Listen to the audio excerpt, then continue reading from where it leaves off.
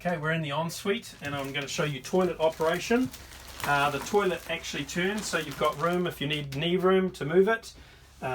Lid up, and you've got a seat. Now on the side somewhere there'll be a grey lever like this, which is for opening into the toilet cassette. So we slide it, in this case it goes towards the front of the vehicle, opens up into the cassette. Do your business, press and hold the flusher. It will pump some water around into the cassette. Once it's drained, close that again and put the seat down to keep the smell at bay. Now as that fills, where it gets nearer the top, you'll see it. If you're not comfortable with what you see, you can empty your toilet cassette, but when the toilet cassette is full, a light will come up on the flusher unit, red light. That means you must empty it. If you keep on going, you're going to overflow it and have a mess all over your toilet cassette. Use the flusher obviously as much as you need to, but economically. You can use regular toilet paper, you don't need to have a special toilet paper, but obviously use sparingly and economically if you possibly can. Remember that whole routine is open the toilet cassette, do your business, flush, close, and leave it closed so that you can get your toilet cassette out later and that the smell is kept away. You'll see here we've got an air duct so that the vehicle heating comes into the toilet too. We've got a toilet roll holder on the other side of this. You may have a different configuration in your vehicle. Light switches, one for the bathroom, one for the shower, and there's a power point somewhere in the bathroom as well for a shaver unit or for a hairdryer, again if you're plugged into 240 volt or have an inverter.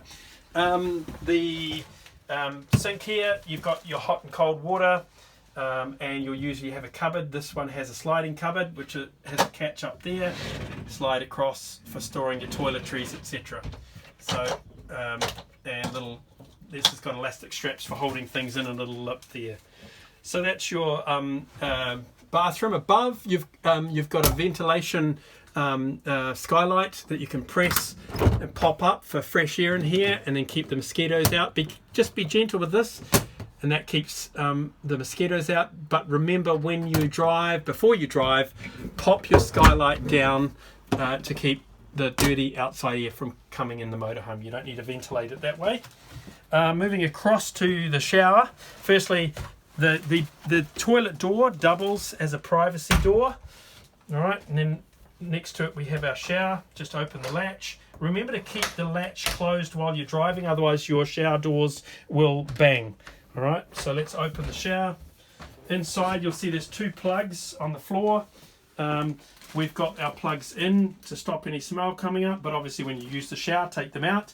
We've got the shower rows there with hot and cold adjustable rows.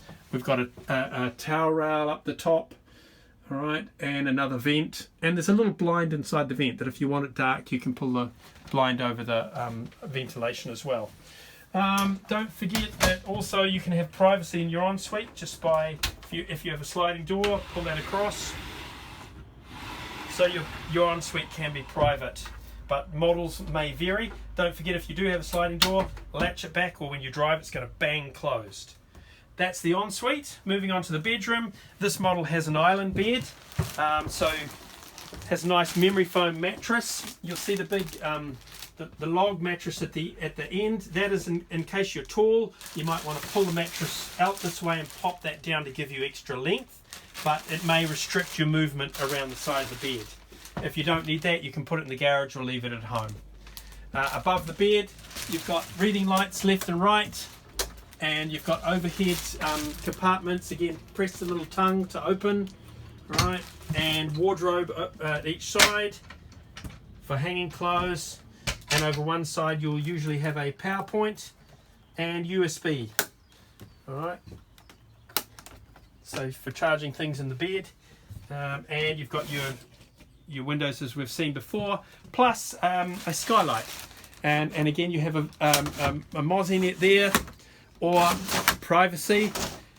And we've got this open for fresh air, so you can have it at different levels. You've got a little lock there that if you want to lock into position so it doesn't blow around, and close, or just slightly open, or close completely, pop it up past this button and that locks it. Again, close your skylights before you drive. If you're leaving your vehicle at home, you close this so you don't get sun damage. Always leave a little bit of the mesh open for it to breathe. A lot of heat can generate up there and can warp your skylight. So just let it breathe when you're not using it.